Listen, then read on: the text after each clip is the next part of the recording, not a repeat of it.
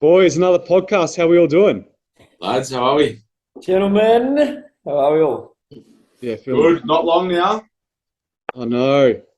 Week out. Have you Wow, got man, I can't have you believe got a countdown whiteboard or something, or like a little advent calendar where you take a little slice of zucchini or a cucumber I, off the chart? I actually don't, man. I actually don't.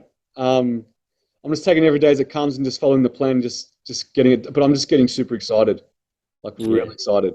Yeah. Yeah. Well, peak week essentially or Sunday or tomorrow, I guess. Saturday's tomorrow, so it's a week out. So it all not that anything really changes at the start of the week, but it's pretty exciting because you just know that like this time next week you're going to be tanned up, feet up, watching TV. Yeah. I've got my peak week plan or what it's going to be at the moment. Obviously, it's going to change. It could change on a daily basis. Mm-hmm.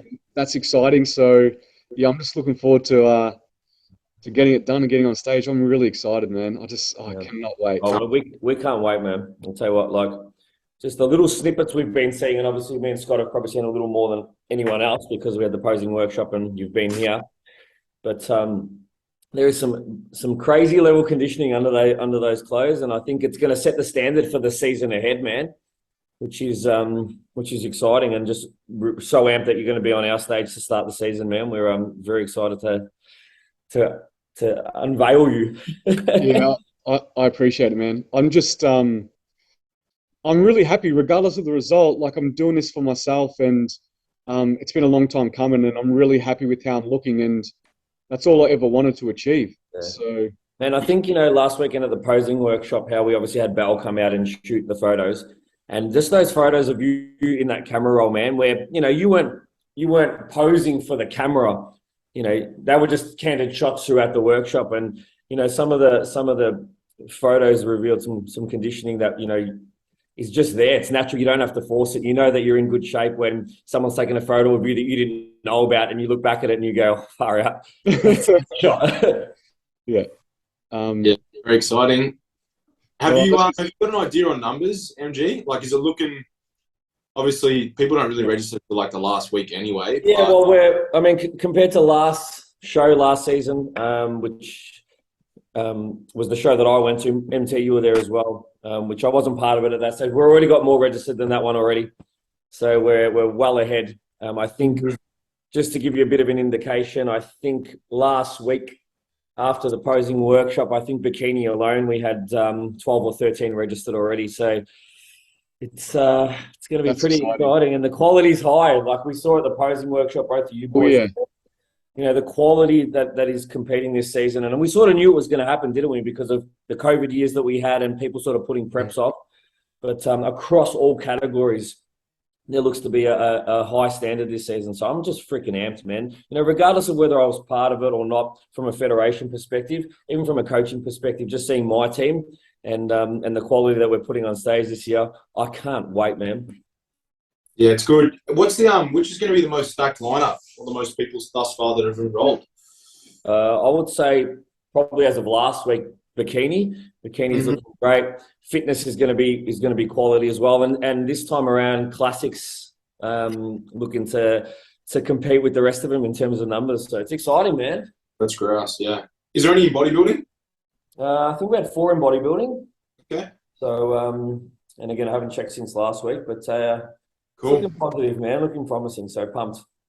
Talking Yeah. about four and talking about business, MG, Oh, yes. 4 years since you've opened Yeah. Optimum Training and Nutrition. Congratulations. Yeah. Oh man. Yeah. Thank you so much. 4 years. Like I suppose me and I haven't even really had a moment since yesterday to kind of sit back and just like enjoy it and pat each other on the back and say congratulations because we've just been so busy. But we got through the first year, which first year in any business, both of you know better than anyone that it's tough. You don't have clients, you don't have the numbers, and then you start to get some ground. And then we got hit with COVID, so we spent 2 years battling through COVID, and then sort of the year coming out has just been the best we've had. So the 4 years has kind of gone like that, and it hasn't been steady any other way through. There's just been so many ups and downs, which you can expect in any business. But I think tonight we'll take a moment to sit down together and just recap some of the highlights. Yeah, you should definitely celebrate an amazing achievement, especially through 2 years of COVID. And I remember you telling me that through those COVID years, you actually grew your client base. We did, man.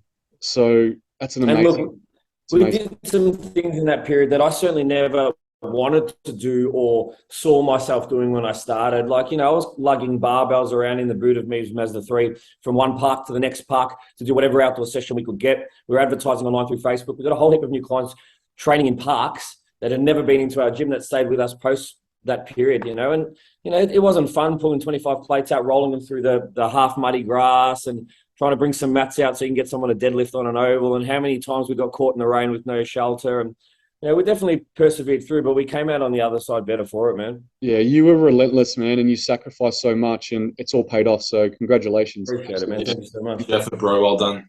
Thanks, man. All right, let's move into some questions. We've got some good questions as always.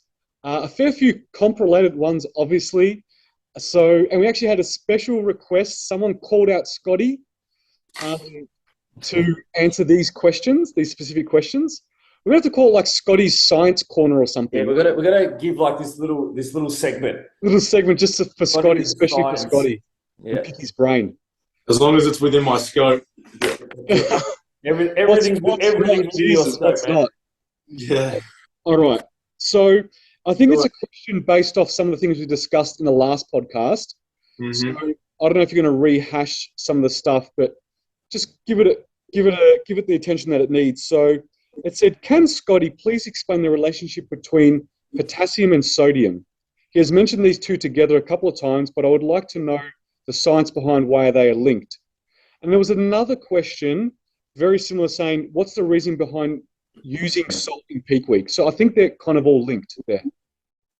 Yeah, cool. So firstly, sodium and potassium. So obviously, just to go back a little bit at the start, so they're minerals or electrolytes. So obviously our bodies store them, we ingest them in food.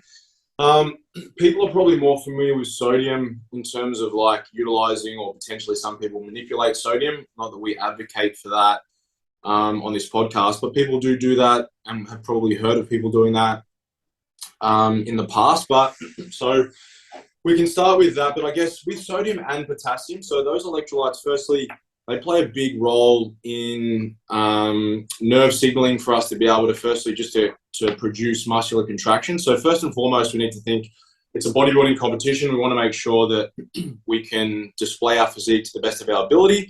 So in order to do that, we want to make sure that we have a really good balance of electrolytes. So electrolytes also are going to play, and in particular, these two are going to play a big role in our fluid balance. So whether we are holding more fluid intracellularly versus extracellularly. So in terms of people understanding that, so intracellularly, we're talking about inside the cell, and extracellularly, we're talking about outside it. And so the human body, we're going to store, it's 66.6% or thereabout, 67, 65, depending on fluid balance and whatnot, intracellularly. And then obviously we're going to hold the remainder of it, so the other third, extracellularly. So what we're looking for when we're competing is we want to optimize, we're basically looking for euhydration. So we don't want to be dehydrated, and obviously we don't want to be hyperhydrated to the point where we're essentially diluting blood plasma osmolarity. So in terms of why would we consume potassium, everyone talks about the importance of having sodium or manipulating it. So again, we just spoke about the way that our intracellular water is held and our extracellular water is held. So we store potassium intracellularly, and we store sodium extracellularly. So it's really important that when we're considering those two variables, that we want to have the right balance. So we know that typically on show day, in an hour out or in the lead up to it, we're gonna, or that's what we do. We typically are going to load a little bit more sodium, just to try and obviously increase blood pressure, so that obviously when we're up on stage, when we're really shredded and we're lean, it looks like we've got a really good pump and we can display the best physique that we can. It's also going to help with vascularity, but we need to make sure that we're allowing for our other electrolyte being potassium, because obviously if we're taking on one and we're not taking on the other, then we run the risk of having an imbalance, which is obviously going to cause our body to potentially shift water where we don't want it to go.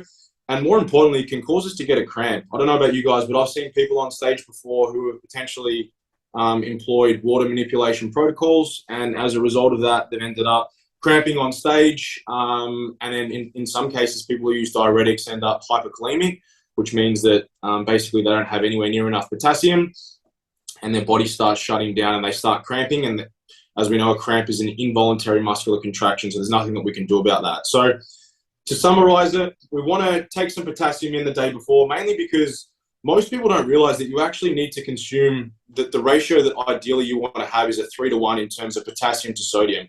So typically society and us in Australia and America really bad as well, will consume a really high sodium diet, but we don't place any importance or there's no awareness around needing to consume potassium. So we want to make sure that we're really evenly balanced across the board. So in order to do that, we take some potassium on the day before. But again, I don't know about you guys, but most people that I'm working with, they're consuming some form of white potato pretty much all day, every day throughout their prep. And potassium is a really high form, white potato is a really high form of potassium. And so typically there won't really be any type of loading or anything in regards to that. It'll just make sure that there'll be 1 or 2 meals that will have some potato in it, or it might be some coconut water or something the day before, just so that we know that potassium levels are at a really good point. And then obviously when we do put in an acute dose of sodium around about an hour out, it's not going to cause any, major shifts of water. And just to be clear on that as well, just because there are some people who do think that perhaps you can trick your body and not consume sodium and that you'll just get a massive shift with water. So basically this ratio of 2-to-1, so to speak, is your body is not going to give up ground no matter what you do. So if you're like, I'm going to stop consuming water and I'm going to not take sodium, all that happens is your body releases, your kidneys release or the adrenal glands release a hormone called aldosterone. And what that does is it stops you excreting sodium so that you reabsorb it. And all that does is, yes, you may change the ratio, but not in the way that you think. So let's assume that you've got 666 mils of water on one side and you've got 333 on the other. If you're dehydrated, your body needs to obviously have water in order for it to be able to function as a human being. So it might take 100 mils out extracellularly, but you might also lose 100 mils intracellularly. And so you have to weigh up the cost of doing business. Yes, I might have taken some water out from the extracellular layer, but then I'm taking some out from the intracellular layer. So essentially my muscles are going to appear smaller. And given that our muscles are around 75% water, we're essentially just bastardizing the look. So long story short, you don't need to do that. Keep things very simplistic. Recommendations would be to consume a good source of potassium leading into the show, but people should be doing that anyway on a day-to-day basis. And then sodium would stay the same. And then typically, depending on the athlete and how they respond to sodium, we'd look at perhaps an acute dose of anywhere from 1,000 to 1,500 milligrams within that sort of 1 hour out window. Yep. I think you nailed it, man. Yeah. Sorry if that was too much and I rambled on. Just so we're not fully geeky with our words, can we assume that intracellular is within the muscle and extracellular is on the skin, or what people say it's under the skin? Outside that layer, yeah. So you've got the cellular layer, so just think inside the cell, and then there's an interstitial layer, so it's almost like a little barrier in between, and then we've got our extracellular layer. And when we're talking about, as well, should probably simplify it a little bit, when we're talking about blood plasma osmolarity or osmolality, we're talking about basically the concentration of your blood plasma. So as in like whether it's really, so if we're saying that we're diluting blood sodium levels, it means that the amount of sodium within your blood is lessened, versus obviously if we were increasing it, then obviously it would be increasing the amount of sodium within your blood. Yeah. And why so potassium is okay a day before? Does it not? How long will your body hold on to that potassium before it gets depleted and needs another dose? Well, everyone's different, essentially, and this is the other thing. So your kidneys are working on a minute-by-minute basis to regulate your body fluid levels. So if you're holding onto too much potassium, then you'll just excrete more of it. If you're holding onto too much sodium, then you'll just piss out more sodium. So if I took potassium in the day before and I didn't take anything in for a day or two, is that okay? The body will just hold on to the potassium because it's not getting it in? Hold on, so start again. So you're saying, so you're competing on a Saturday and you're taking potassium on a Friday? Mm-hmm. how long until I need to really top it back up? Well, keeping in mind that we're not really going to be doing all that much, and the window is not going to be that high. But essentially, those levels, unless you're excreting lots of water or you're sweating out lots of fluids over a 24-hour basis, you should be able to keep them pretty much at baseline. But again, whether you're in prep or you're not, just any human being, we should, in order for us to maintain really good euhydration, so a really level of homeostasis, and in order for us to have a really even balance of electrolytes, we need to make sure that we should really be consuming a 3-to-1 ratio in that regard anyway. And with the sodium, you said we have like a shot of sodium an hour before stage time. Does sodium react quicker or absorb quicker compared to potassium? Is that why we need to do it so quickly? No, not necessarily. So they'll normally work pretty quickly in sync, and typically you'll see it like I remember more so working with footballers and athletes when if someone was cramping, obviously if they're sweating heaps or it's a hot day, again, a cramp is an involuntary muscular contraction. So there's an imbalance between sodium on one side and potassium on the other. And it's typically because if they're dehydrated, then obviously they need to get fluid in, but it can sometimes mean that if they're sweating lots, we excrete a lot of sodium when we sweat. So typically you'll get them to either take a salt tablet or perhaps some magnesium as well with that. And then again, if you're not quite sure if it's one or the other, a few bites of a banana. So that way you're topping up on potassium and you're also topping up on sodium as well. But essentially you just want to try and keep things really basic and simplistic. And again, the whole taking in sodium before you're going to go on, if you're a bikini competitor, is it going to make a difference? Not at all. If you're Trimboli who's shredded and, is super, super lean, you watch, man. Are you just out of curiosity, has B got you taking sodium in the hour or 2 hours? He hasn't set the show day plan yet. Okay. The stage times and things like that. But yes, I'd assume so, yes. Yeah, cool. So I'm pretty sure he would do things how I do things, but I could be wrong. But typically we would want to have that going in there as well. But the other reason, and I skimmed on this before, but typically as well, when we're taking on carbohydrate the day before and the day of the show, especially as naturals, our nutrient partitioning, so our body's ability to be able to absorb nutrients and partition it where we want it to go, is really shit when we're super, super lean.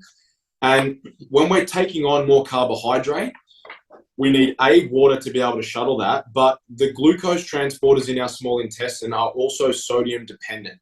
So if you're someone that is trying to increase carbohydrate intake and you're not consuming water, that's a big red flag straight away. And then if you think I'm also not going to take on sodium, then it's not going to work. So if you want to optimize the delivery and the absorption of that glycogen, of that carbohydrate you're taking on, you need sodium to help deposit that in there as well. So that's also why the day before, you wouldn't stop seasoning your food. You're not going to over season, but I always just say whatever you've been doing, keep it exactly the same as you would. And then on show day, again, we'll take on a little bit of salt with each meal, but not over seasoning, so that again, we can put those carbohydrates in.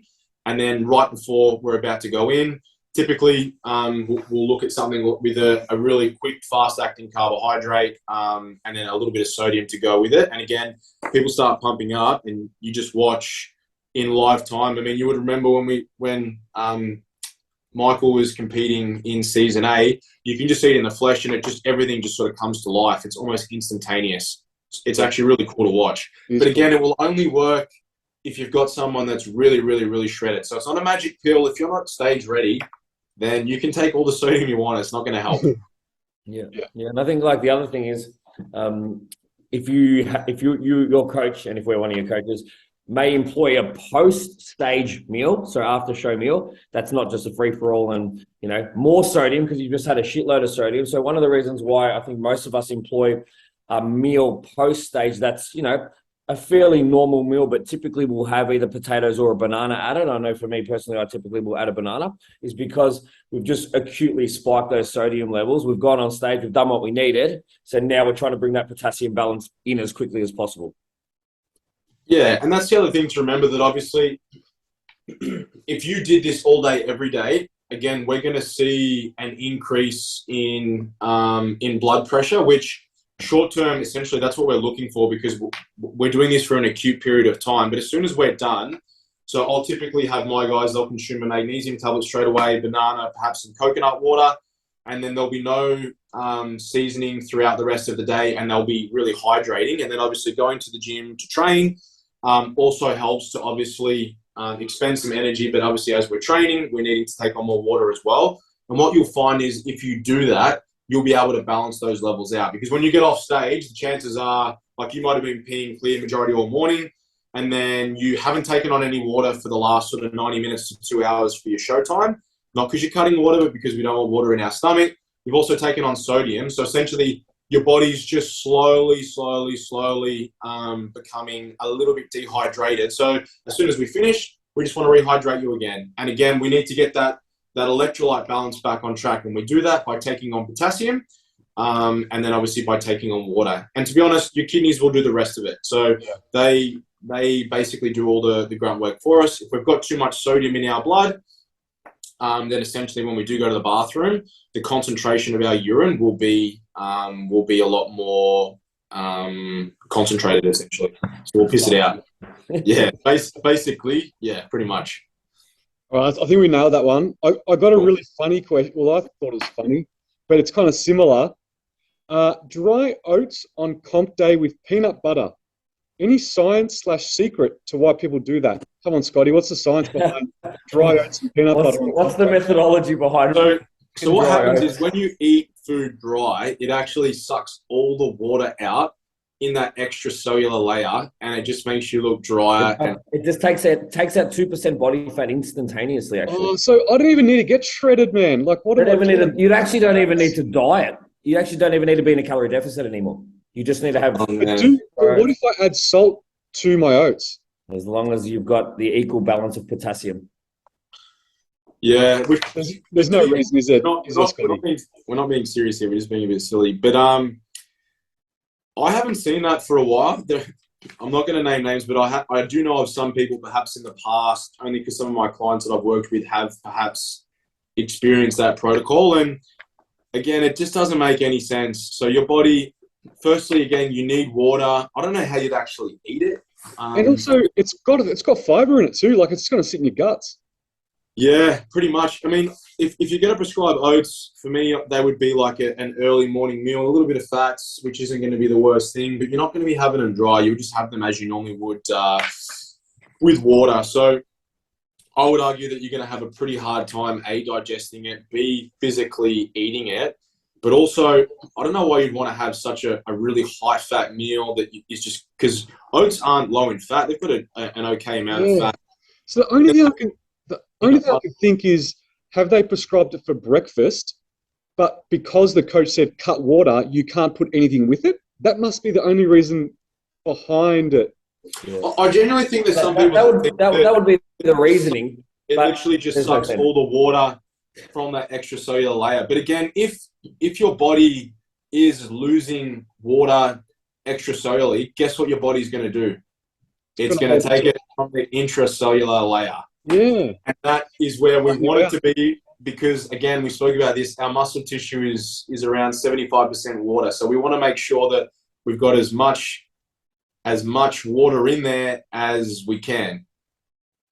Yeah. So all I would say is if your coach has told you to do that, maybe eat that meal. I wouldn't. I mean, a little bit of peanut butter is all right, but I would definitely add water to it because it's not going to make any difference. It's not going to be deleterious to your stage showing. If anything, it's going to be able to help you to physically eat it. But otherwise, because the other thing is, as well, I can't eat oats because I'm a celiac, but wouldn't it be really crunchy and hard on your teeth?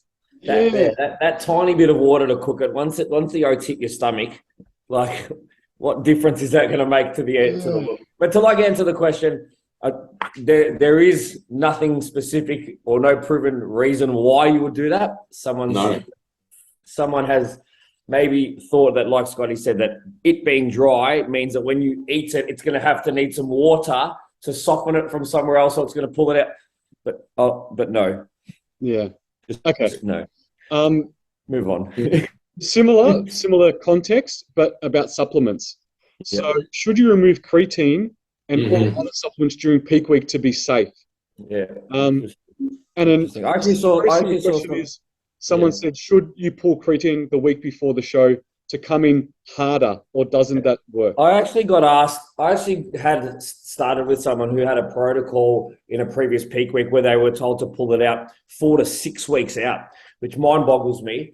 So, like, I'll hand it over to Scott in a second, but ultimately, like, if you think about creatine as, you know, cellular hydration and the ability to have a full hydrated muscle, that look on stage is what we're chasing. So taking away a tool that you've potentially had in for 20, 26, maybe the whole year round, to give you that fullness, to give you that look, to pull it out 1 week out, makes absolutely no sense to me. No. I think is this the misconception? Maybe Scotty, tell me, is this the misconception out there that if you pull it out, you'll look drier? Is this what people think? Like, you pull creatine out, because it holds water. So creatine holds water. So I'm going to look less watery, but it's holding water within the muscle, which is going to give us a good look and a good pump. So it's putting water where we want it. And if we take it away, and what did you say? Like, Scott, you summed it up really well before. Like, ultimately, if there's no water outside the cell, we're going to start pulling water from inside the cell. So yeah, so your body is so much smarter than what you are. So if it senses that there is an imbalance, and again, keeping in mind that your kidney's job is they're constantly monitoring things. So just think of them, they're basically making sure that in terms of fluid restoration, everything is on point. If something's not right, they're going to attend to it straight away. If you're not consuming enough water, then your body's going to secrete the aldosterone hormone, and essentially you're going to stop excreting water. So basically, if you are again, as you summarized it really well, there's no need to do it because you're not pulling water. You may lose some water and some weight, but it's not going to come from where you think it's going to come. So it's likely going to come from that intracellular layer. And again, even if there is a slight shift extracellularly over a space of time, your body will correct that anyway, and it will balance it out, and it will take water from where there's more of. You just got to think, it's supply and demand. So it's like, if I need more of something and I don't have it over here, but I can see it's over there, then your body will just take it from where it is and it will stick it to the other side. And that's the most simplistic way to be able to explain it. So I would say if you haven't taken creatine, I wouldn't start taking it the week of the show, but not because, you're going to hold water, but just because sometimes when people first start taking it, depending on the dosage and if you're doing a loading dose or if you're just taking 5 grams a day, because typically you need to, everyone's going to be different, but there's roughly around about, your body can tolerate about 100 to 120 grams to get complete saturation. So you'd either do that over 7 or 8 days, or you can just do it slowly over 5 grams a day. So you're not really going to get any of those effects. And if you were going to try and load it the week of the show, you probably are going to get some gastrointestinal duress, because most people do react badly to 20 grams or more in an acute dose over every single day. But if you've been taking it, like, I don't reckon I've stopped taking creatine since I was like 26, and I would never have it the day before I compete. I always have it in my post-training shake. It's the same as usual. So your body doesn't think, I'm competing tomorrow, so now I'm going to fuck you up because you're taking creatine. It's something that you've been consuming for such an extended period of time. It's quite the norm. I would say that it's more risky to pull it out because your body knows it. It's acclimated to it. If you've got complete saturation, then it's not a problem. Leave it, just leave it. Like we said, the body's way smarter than we are.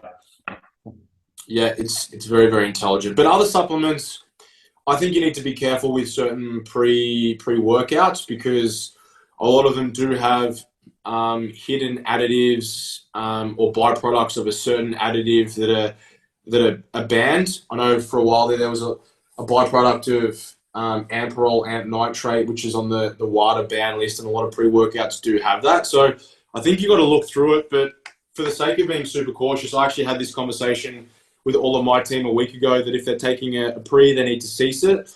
And then all they're going to take now, they can have a coffee, or they can take a caffeine tablet, and then they just take their beta-alanine and citrulline malate as they would, because these products are not going to, they're safe and they're legal to take. But unless it's HASTA certified and it has that little sticker on it, and if you're in really good condition, if it was me, I'm like, why would you risk it? Yeah. You're not taking Brandon performance-enhancing asked me that drugs. question. Yeah, but you take a pre-workout, and you're not doing it to burn fat, but there's just something in there that's banned, which there's very rare. It's very rare that there's a pre-workout that is 100% clean.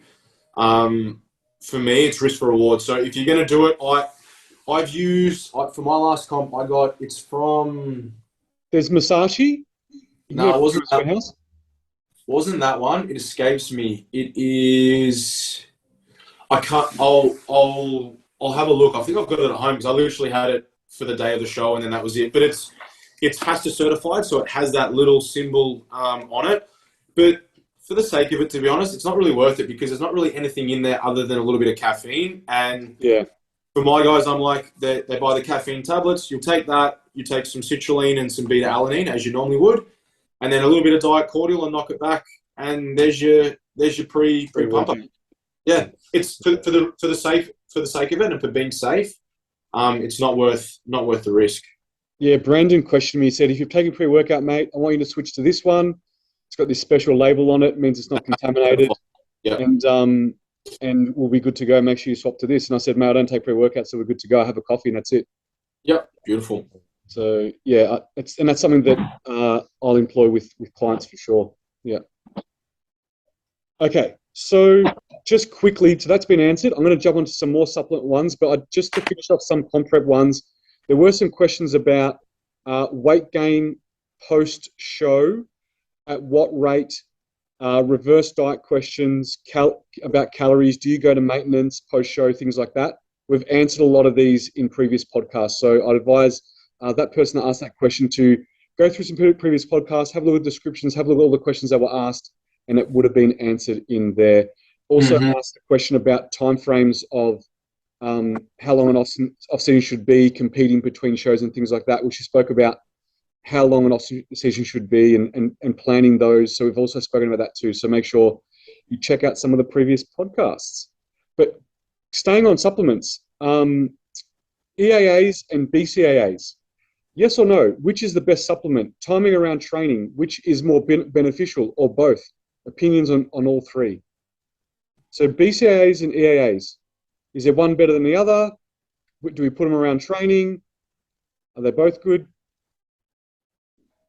Who's the supplement? So EAAs, and firstly, BCAAs, so branched chain amino acids or essential amino acids. So that's what we're talking about for those that don't know what they stand for. So for a while there, everyone sort of thought that branched chain amino acids were the holy grail, because there was a strong correlation between that and spikes in muscle protein synthesis. But they later identified that it was leucine, which is a branched chain amino acid, but it's leucine that is the amino acid which we need to consume in order to get that muscle protein synthesis spike. So is it essential? No, I don't take branched chain amino acids, but in terms of essential amino acids, so essential amino acids is basically just a form of taking protein. So it's not unlike taking your WPI, but they taste nicer, and they're obviously you'd have them with ice or whatever, like as an intra-workout drink whilst you're training. I think they can be advantageous if you, firstly in prep, when perhaps you're looking at stretching out your meals. I think it can be beneficial to be able to have them. So if you're someone that's perhaps going to fast for the first 5 or 6 hours of the day because you want to save before you're going to consume a meal, then perhaps just sipping on some of those throughout the day is going to be beneficial because they are a complete protein source. And provided, it depends how much you're having. We typically need about 20 grams of protein, of a complete protein source, to get a spike in MPS. But I think if you're training fasted, then absolutely you should be taking them, because otherwise you're going to be breaking down protein, especially if you're following a lower carbohydrate diet. But otherwise, if you're someone that struggles to hit your protein intake, they can be really good bang for your buck.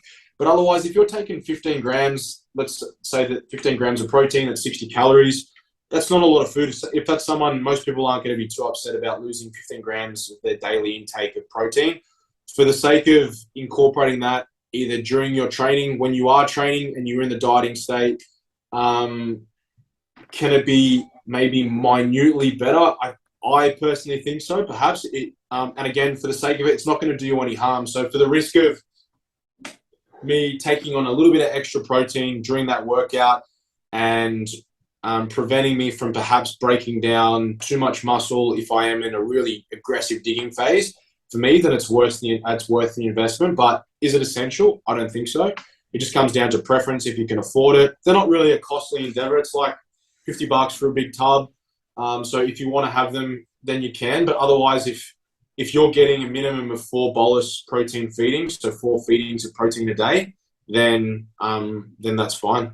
So if you had to pick one, which one would you buy? EAAs, not EAAs. Okay. amino acids. Yeah. The thing is, a lot of them come as a blend together, to be honest. I see a lot of them, they come as a blend. So you can always do that.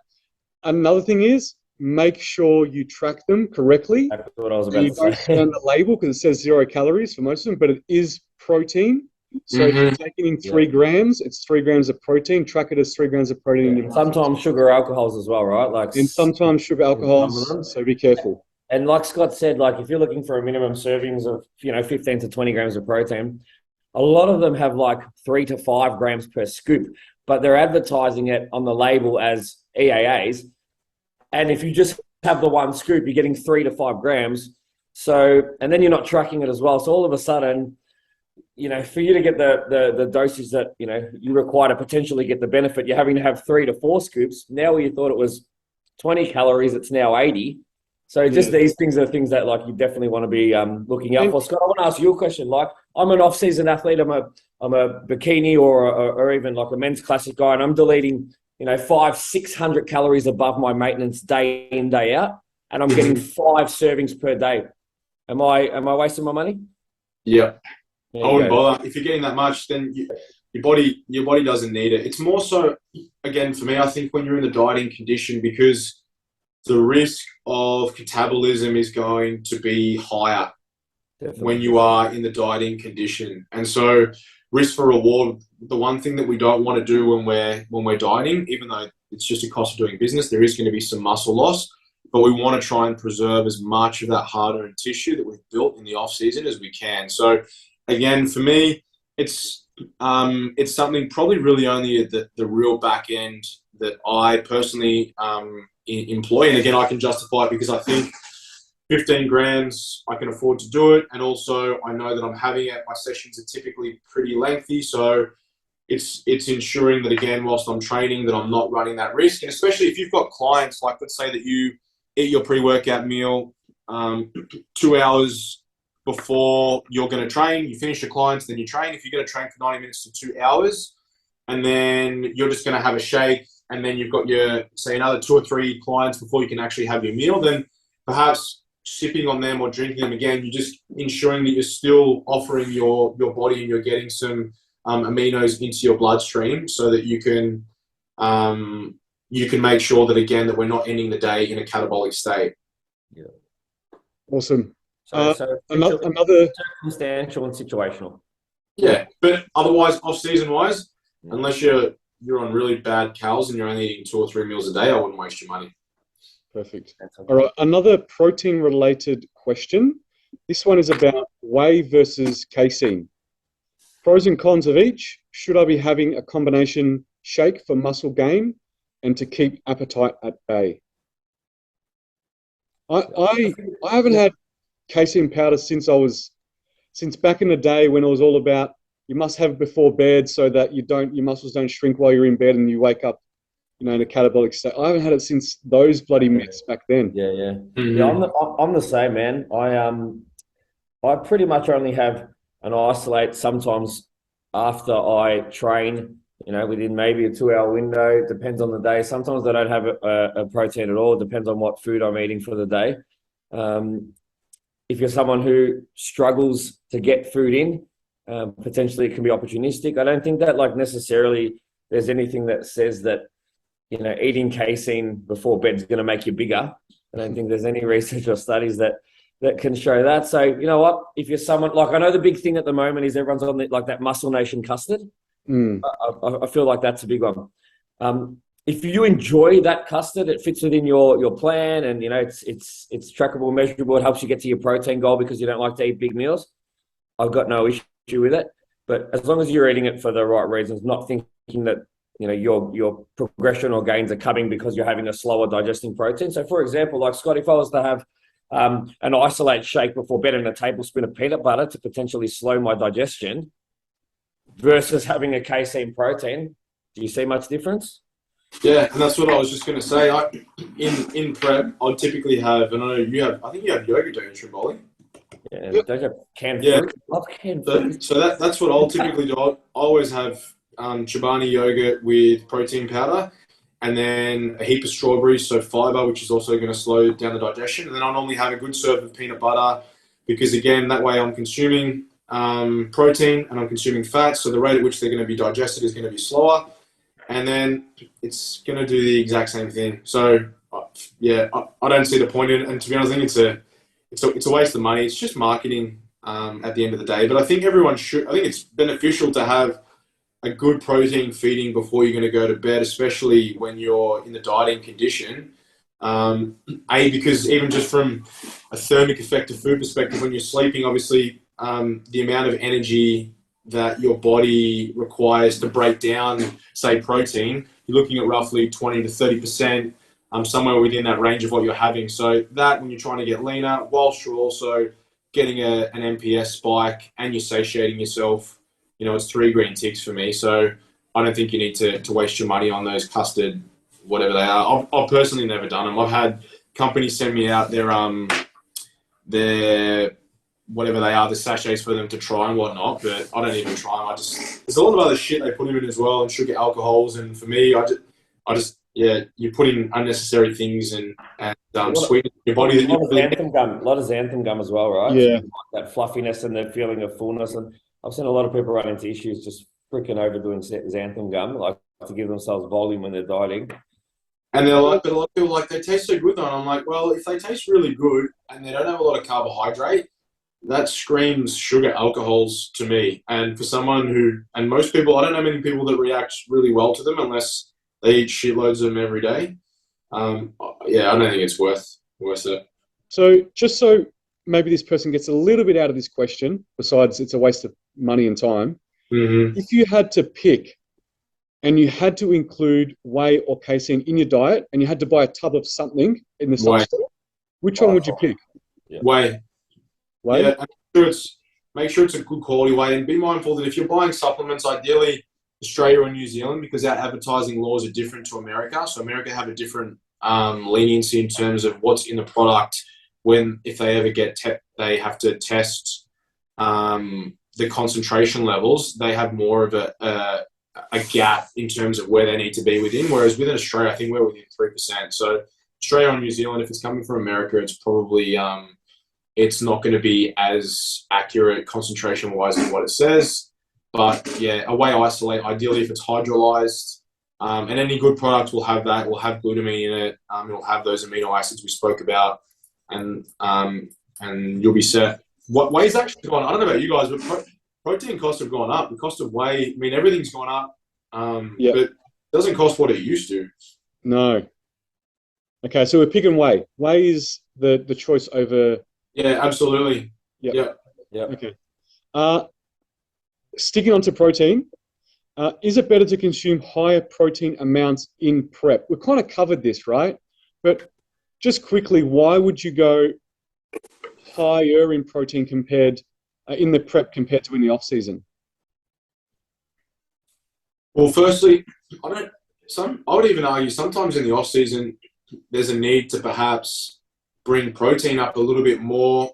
Again, speaking of the thermic effect of food, your body is going to burn more calories breaking that down. So if you're someone that's really deep in the off season, it could potentially stop them from getting a little bit fatter. But in prep, we just spoke about it. You just want to make sure that you're preserving the tissue that you've worked hard to build. So I don't think you need to have necessarily more than what you ordinarily would be having. So if you're dieting, I think anywhere between, depending on the athlete, but 2 to 2.5 grams per kilo of body weight.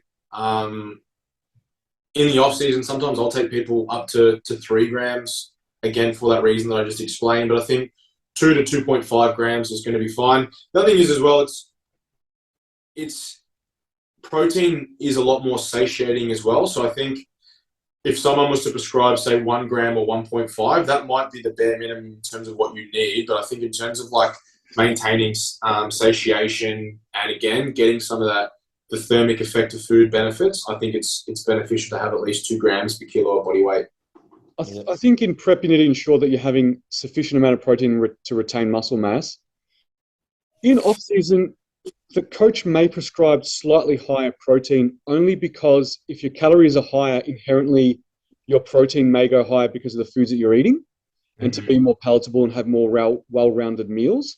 But essentially, less for all the other things that Scotty just explained, you may not need to bump it up too much. But normally, if it's set and it's set at a good enough level to make sure that retaining muscle mass in prep and building muscle mass in the off season, you can pretty much leave it where it is. Yeah, and if you are spreading, go. Sorry, I was going to say, I know like it's also practice where people say, look, if I'm in a reasonable calorie surplus and I have been for a long period of time, and, you know, potentially someone who's got a good metabolism, genetics are good, and they're not putting on tons of body fat, that protein can be brought slightly down because you're in a calorie surplus, so you potentially don't need as much. And there's even times where, like, I've got someone at the moment who we're digging on pretty low calories for her, and her protein level isn't 2 grams per kilo of body weight, and that's because carbohydrate is obviously the body's preferred source of energy. And so I made a judgment call. She's still consuming enough. It's might be like 1.4 grams per kilo of body weight, but instead of making a reduction from carbohydrate, I took it from protein.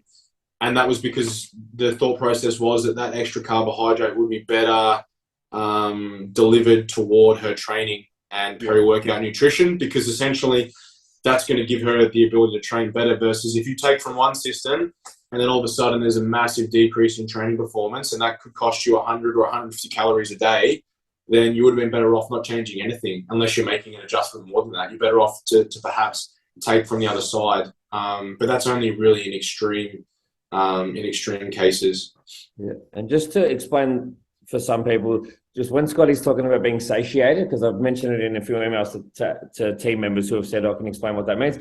Just basically being satisfied, being full, the level of satisfaction from finishing a meal. So he's just saying that typically if you're going to consume a chicken breast, that's going to be far more satiating than, say, a small bowl of cereal, right?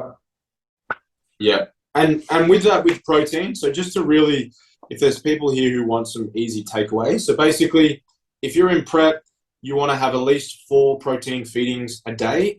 You want to make sure that the meal before you train and the meal after you train, or it doesn't even have to be either or, but I think it's beneficial to have it 90 minutes either side of both windows, but ideally has around 0.4 to 0.5 grams, simplified, say half a gram per kilo of body weight. So if you're a 60 kilogram bikini or sports athlete, whatever, make sure that you've got 30 grams of protein, and you want to consume that with some carbohydrate, because we know that when we do have a protein ingestion with carbohydrate, that does extend that muscle protein synthesis window, and especially when you pair that as well with resistance training. So they're 2 of the things. So 4 protein feedings, half a gram per kilo of body weight pre and post, and then consume some carbohydrate with both of those meals. And that's it. Awesome, man. Nailed it. Let's move on to a coaching question. How do I choose who to work with out of the 3 of you? You all seem like amazing coaches. And then she explains that she's a first-time competitor and when she wants to compete in the future and what time frame. How does she choose between us 3? It's a good question. It is a good question. Who's the most handsome? Yeah. Probably Trimboli. He's shredded. He looks good. Right. He's a specimen. I would say just like you would pick any other coach. Yeah. You know, see what type of clients that they work with, see what the results they get. Look at the clients, stalk their clients, talk to their clients, have a look at the team they have, see if you'll gel with the type of team that they have, and then talk to each of them and communicate with them and see how you vibe with that person. They're obviously their price point, how they work, whether they're online, whether they're face-to-face, whether they're a blend of both. and then go from there. That's how you pick a coach. Just do your due diligence and make sure you do your research and look at all aspects of their coaching. Yeah, and I think if you watch this, like none of us are doing anything like crazy different to the other in terms of like strategies that we don't, like you've seen from 14 episodes, you know, we're pretty much agreeable on most topics. So I think MT just nailed it. Like find your vibe, and yeah, talk to other people. It's a good way. Yeah, and if it's someone else, like if you're just like, oh, I'm looking at certain people, as you said, MT, I think it's very beneficial to perhaps just reach out. Everyone's pretty friendly on Instagram these days. Reach out to perhaps some of their athletes, get their vibe for it, and book a consult. It's pretty rare these days that you'll have, I know if I'm ever onboarding, if I'm taking new athletes, it's pretty rare that I won't have like that interview process. It's for them to make sure that obviously they get all the questions that they're answered on their behalf, but also for us as coaches to make sure that, you know, that we vibe, and that obviously we as coaches have expectations of our athletes and from what we expect. And maybe you might be like, you know what, perhaps, you know, you're maybe not going to be best suited to me.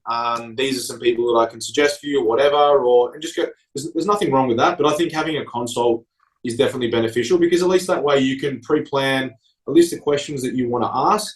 And I think if they're a good coach, they'll have answers to all of those things. And again, it gives the coach the opportunity to, as MG said, just to see if you guys vibe. And then if you do, go from there. Funny thing, just going to mention it as a red flag that people have told me is whenever they inquire with a coach and a coach just sends back pricing and some just basic information, and the first thing the coach doesn't want to do is actually, hey, let's set up a chat. Let's have a chat. Red flag. So if you reach out to a coach and they don't even want to talk to you, they just send you a bunch of information and some pricing, yeah, probably look at a coach that actually wants to spend some time to organize a chat and have a conversation with you. Yeah, definitely. All of us do that, so you're not going to have an issue there. Mm-hmm. Another coaching question, so I'll put it straight for this one. Do you coach women for WBFF? Or would it be better for going with the WBFF PRO because it's more of a glitz and glamour federation? Not doubting your coaching in any way, but I'm highly considering one of you for my next comp. Love your potty, by the way. Appreciate it. Good question. And like this comes up a lot, right? Yeah. I would say me and MT, we've spoken about this previously, right? And I think we're on the same page. I'm sure Scott would be too. But I think when you're thinking about where you want to compete, I don't think that your coaching choice is as important when you think of something like WBFF, like me and MT have spoken about in the past. I think more probably your posing coach's choice for a federation like WBFF is going to be far more important. I think having a coach that has proven track record, getting athletes, both male and female, or whatever, depending on what division you want to do, in shape is far more important than them coaching you for a specific federation. And I know, MT, you and I have said this before, but you know, something like a WBFF, potentially choosing where you pose may have a better outcome for you than the coach that you choose. Yeah, the coach is obviously going to make sure you're getting the best shape of your life as per the division and what physique you need. For a federation like that, the posing coach is going to be the one that does all the glitz and the glamour. And we know some very, very good WBFF posing coaches that are also athletes that we send our clients to. So we definitely liaise with those people. I have some WBFF competitors and some lined up for next year. There's a little bit of goss that potentially next year, middle of the year or late middle of the year, there'll be a show closer to us, potentially in our state for the first time. So we drop bombs on this podcast. So yeah, that'll be exciting. But we gave away Maddie's secret for Maddie. Now MT's dropped the bloody WBFF bombs. Are you going to do it, Scotty? WBFF, mate? You guys have called me red-handed. Yeah. But yes, you know, like not only WBFF but also other federations. There are great athletes that have a coaching service, which may not be their best service. So be very careful with thinking that a great athlete, can also be a great coach. Yeah, and again, it comes back to, like we said, just because, as you said, someone looks great and it could be genetically blessed, or perhaps in those untested federations as well, some people just respond really, really well to drugs. And if that is perhaps a protocol that they have built their physique around, I think you have to be so careful.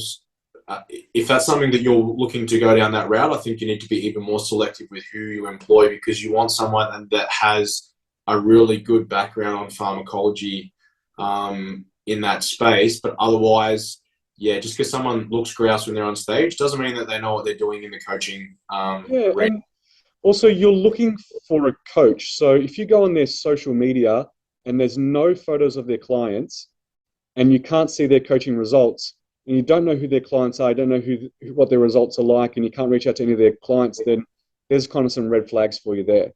Yeah. And we've had some clients that have come from these type of people, and it's amazing what they've done to these people that we've had to rectify. Yeah. And if you were to speak to one of these coaches and you've heard any of the stuff we've been talking about in the last 14 episodes that we've said, I don't know why you would do that. That's another massive... Dry oats in the morning, comp day. Dry oats and peanut butter, yeah. Yeah, make sure you do that, Trimboli, next Saturday morning, all right, bro? Dry oats, I'm going to do it. And then you know what's going to happen? I'm going to choke, or something bad's going to happen. And have a shot of vodka too before you go on. Yeah. And a glass of red wine the night before. Oh, hey, and obviously the vape. Come on. Yeah. Yeah, remember, did we get questions about? Oh, yeah. Vape was like a dry powder. You're going to see me laying down the floor, legs up, with my headphones on. Vaping. Smoking a stogie. Yeah, with a vape and a glass of wine. Yeah. What a king. While me and Scotty sprinkle dry oats over your body. Yeah, finished bowl next to me of dry oats. Love it. Yeah. Love it. Next question. Do you think you boys will ever compete together? That's a good question. It is. I think it could. We definitely compete in the same season. We could line it up that we could compete in the same division, maybe. It'll just be depend on who turns pro, who's not a pro, and whether you can compete on amateur stages or not. Yeah, and like someone would have to cross a division potentially that they wouldn't normally do. So, I mean, in the same season, that could, maybe we could tear that up. For sure. We should. Like, I mean, my competing career lies in Scott's hands anyway, so that's easy. Scott, you just work out what suits you, and that's when you tell me to compete. Like, I could see this scenario. I could see a scenario where potentially if I become a classic physique pro and then Scotty also becomes a classic physique pro, we could potentially be on stage together. And then potentially, because Scotty is a physique pro and MG wants to be a physique pro, they could potentially be on stage together. I think it just cancels us three, because the only way us three could ever be on stage together is if we're all physique pros, because Scotty's already pro. And bro, we do a guest post. Why don't you chuck the board shorts on? Yes, and then, do you know why? He's like, have you seen how shredded my hamstrings are? I'm not covering those with shorts. I know, that is frustrating. Will you teach me physique posing?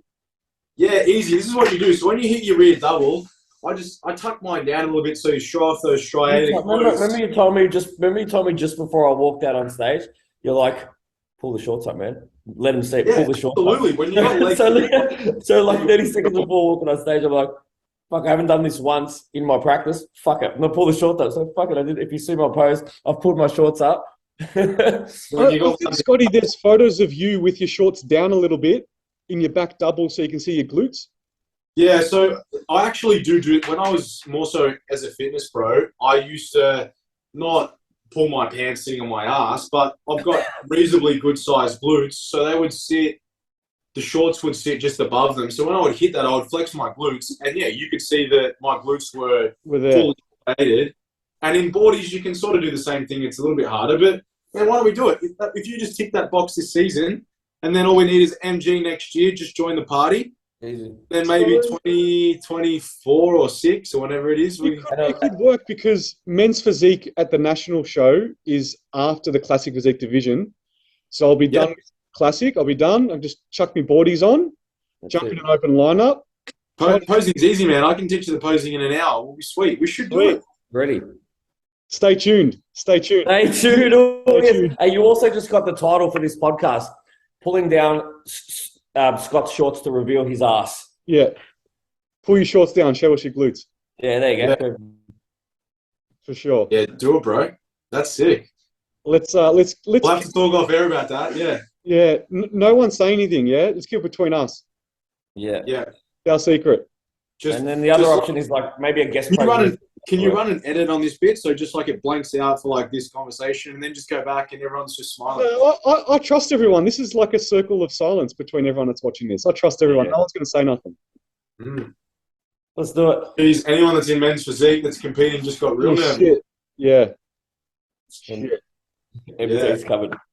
I'm not coming for your Mens Physique Pro. It's all good. It's all good, boys. It's all good. Love it. All right, let's finish on this one, which I think is interesting, actually. Why do coaches track steps rather than distance? Good. Yeah. Actually, this is a bloody good question. Like in theory, if you could somehow effectively and efficiently track distance, you could potentially use distance to do the same thing. But the reason is how freaking hard it is to stand up. Let's just say I'm going from here. We finished this podcast, right? Because I know Chimboli's busting. So Chimboli stands up and he runs to the toilet because he's busting. Yeah. Does he measure out, it was 26 meters to the toilet. He adds it in, 26 meters. He walks back 26 meters. Now, I understand distance is easy when you're on a treadmill, or distance is easy if you're going for a long walk, but tracking the day-to-day movements would just be fucking impossible. So that's why steps are a far easier measurement, because we're able to, approximately know how much energy you're going to expend based on doing a certain step amount, and tracking distance will just be way too fucking hard. I think people need to think of steps as, like, let's just talk, you're wearing a watch, right? So a good watch will actually track steps. It also tracks distance, elevation, tracks a lot of different things, even just a basic Fitbit. So you can get your distance and your steps off your watch. The thing is that steps more tracks movement. Think about movement, right? And that's what we're trying to track. We're trying to track your movement, not so much your steps. It's more about how much you're moving and what you're doing and how active you are. Whereas distance is tracking like how much you're traveling, right? Also, you can say too, everyone has different stride length. So if you're trying to prescribe a distance to someone, it'd be really difficult because it could be based on their stride length, right? And also people are striding differently depending on how they're walking around, right? Are they walking around in a circle? Are they walking straight line? Are they turning a lot of corners? Mm-hmm. Whereas you can say, hey, do 12K steps, which means 12K, 12 of something, 12 of movement, and that's easy prescription to make. But what I'd like people to do, whoever asks that question, is track both and see if they're consistently the same. If you always get 12K steps and also get 5 kilometers a day, I'd be really interested. I might start doing it myself, is actually track my steps against my distance and see whether I'm always traveling the same amount for the amount of movement I'm doing.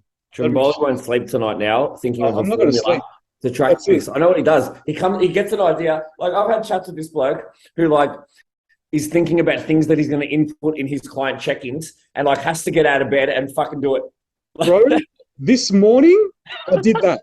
That's I went 5 to 6 because I had an idea. I was like, I'm not going to get back to bed. I got the laptop, sat up in my bed, put it in my lap, turned my TV on, and started fixing what I wanted to do for my work to do with peak weeks and stuff. Yeah. That's exactly what I did this morning because I can't sleep. If I got an idea, I was like, I need to do it now. Hey, but can we just tell everyone about the fucking beautiful moment we had as a group last week after the posing workshop, the bromance? Yeah. I hugged. We got some nice cuddles. Yeah, we did. But MJ, do you want to just explain to people what you were feeling like? Yeah, okay. So the last, I want to say, 4 to 6 weeks, my weight's been coming down, but it's been a bit of a prick, right? And we've made some adjustments, but, it just hasn't been moving as fast as what we thought, but we haven't been panicking, right? And then all of a sudden, I think it was last week or the week before, the week before when I hit a weight low over the weekend, I dropped like 2 kgs in a day or two, right? I was telling you boys. And at that same time that I dropped that weight and I've kept that weight off, even though I've had refeeds this week, the weight has stayed down, even post refeeds. Crazy, right? Yeah, man. It actually marks a big milestone. I've lost 20 kgs in this prep. Yeah. 20 kgs. Yeah. So I don't know if this aligns, but after that weight drop and it stayed down, I was telling the boys that I feel really lovey, like at peace, and just, I saw my niece and nephew and all I wanted to do was hug them. I went over to my parents' house and I was just telling my mum that I love her. And I was telling my dad, I was asking my dad to show me all the little things he's been doing around the house and just telling him how proud I was of him. I was like in this really lovey, happy place, man. Just you're in a good space. And I've been like that ever since that point, that turning point. And I don't know why. It's just maybe my body just released. Maybe I was just ready. I was just like, I'm ready to do this. I'm happy that I'm doing this. Yeah, and you're happy within yourself. I've wanted to do this for myself for so long. As I said, I don't care about the result. The fact that I'm putting time and energy and being a little bit selfish and doing something for myself that I haven't done in so long, I'm just so incredibly grateful and happy. And I've learned so much that I need to make sure I continue to do this and continue to do things for myself. Not a prep, but just like things for myself. Sure. I think maybe that realization came through and I was, I'm a very big podcast listening person. I was listening to a certain amount of podcasts at that time and all different types of podcasts. And I think maybe this all clicked into place. So sometimes a weight drop has nothing to do with your plan and has everything to do with your mindset. Yeah, and just your body's. And I suppose Scott and I took advantage of it, right? We're just like, let's get all the love off this bloke we can, right? Yeah, we had a really good hug. And I can't wait to have another hug on show day. Yeah. We're giving out 3 hugs on show day. 3 hugs. 100%. So, guys, anyone that's listening that wants to come and watch Trimboli, if you're a fan of the podcast and you want to see MT and his striated glutes, the show starts at 10 o'clock at the Kingston Arts Centre in Moorabbin. Michael Trimboli should be on, sometime after 11. The show will conclude at about 12:30. So if you want to come and watch MT, show starts at 10. You'll be out of there by 12:30. Come and show support. Come up and say hello to him, take a photo with him. He'll be peeled as. And then he's going to chase the Physique Pro card later on, as you've heard here first, which is amazing. I've got some other shows still to go. And then you've got show 2, right? Which is all the females after that. Well, no, we've got men's fitness is in that one as well. Okay. So we've got theme wear, men's fitness, and then we've got bikini, and then we finish with female fitness. So and it's just an intermission, right? They're not separate tickets. It's an intermission. It's a half an hour break. Matty Orchard's going to guest pose, another bombshell. Matty Orchard will be the guest posing. That'll happen at about 12:30. We'll take a 30-minute break, let the judges reset, just, get a drink off, go to the toilet, come back fresh and just go about 1:15 till 4:30. Show should be done. So exciting. I'm looking forward to it, boys. I'm looking forward to seeing you all there, giving out 3 hugs, taking photos with anyone who wants to take a photo. But we've got a potty next week, so we will be chatting very, very soon. And guys, if you do listen to the potty and you come to the show, come up and introduce yourself. Come say hello to us. We'd love to meet you. Sure. Yeah, absolutely. All right, boys. Take care. Good luck. Have a great week. Good chat. Thanks, everyone. Thanks for listening. See you, boys.